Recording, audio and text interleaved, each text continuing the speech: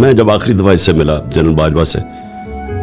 تو مجھے کہتے ہیں ہمارے پاس ٹیپس ہیں تمہارے باقی لوگوں کی اور پتہ نہیں اور بھی کچھ ہمارے پاس فائلز ہیں اور کرپشن ہے، اور پھر کہتے آپ بھی پلے بوائے ہوتے تھے۔ میں نے کہا اچھا میں گناہگار آدمی ہوتا ہوں گا پھر تو آپ کے پاس بھی ہمارے پاس ہے کچھ۔ میں نے اس سے کہا تب میں نے کہا یہ ملک پیٹ کاٹ کے پیسہ خرچ کر رہا ہے، ہم اپنے لوگوں کو تعلیم نہیں دے سکتے، ان کا علاج نہیں کروا سکتے، ہم ان کے لیے فیسلٹیز بنیادی ضروریات پوری نہیں کر سکتے کیونکہ ہم اپنی سیکیورٹی فورسز کو اوپر پیسہ خرچ کر رہے ہیں جو ہم افورڈ نہیں کر سکتے۔ تو کیا یہ کام ہے آپ کا کہ آپ بلیک میل کرنے کے لیے اس طرح کی ٹیپس بنائیں تاکہ میں کنٹرول ہو جاؤں، تاکہ میرا منہ بند ہو جائے؟ ایکچولی یہ کرائم ہے، یہ اس کے اوپر صرف اسی کے اوپر اس کو سزا ملنی چاہیے۔ وہ کیا ہے؟ ایز پرائم منسٹر یہ میری ٹیپ ریکارڈنگ کرتے تھے، میرے پرائم منسٹر کے فون کو ٹیپ کرتے تھے اور پھر انہوں نے ریلیز کی وہ ٹیپس جو میری پرائیویٹ لائن کے اوپر، مثلا میرا کانورسیشن تھا میرا جو پرنسپل سیکرٹری اعظم خان، اس کی انہوں نے جو ریکارڈنگ تھی وہ ریلیز کر دی، اور پھر بشرا بیگم کی انہوں نے کوئی ریکارڈنگ ریلیز کر دی لیکن ریلیز صحیح بھی نہیں کی، اس کو ڈاکٹر کر کے کیا، یعنی ٹیپس کو انہوں نے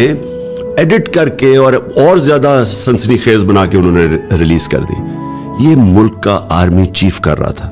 اب یہ سوچ لیں جس کے نیچے پاکستان کی پریمیئر انویسٹیگیٹو ایجنسیز ہیں جن کا کام ہے ملک کو بیرونی خطروں سے بچانا، وہ کیا کر رہے تھے؟ پرائم منسٹر کو بلیک میل کرنے کے لیے اس کی ٹیپس بنا رہے تھے، اور یہ کس لیے بنا رہے تھے؟ یعنی میں کوئی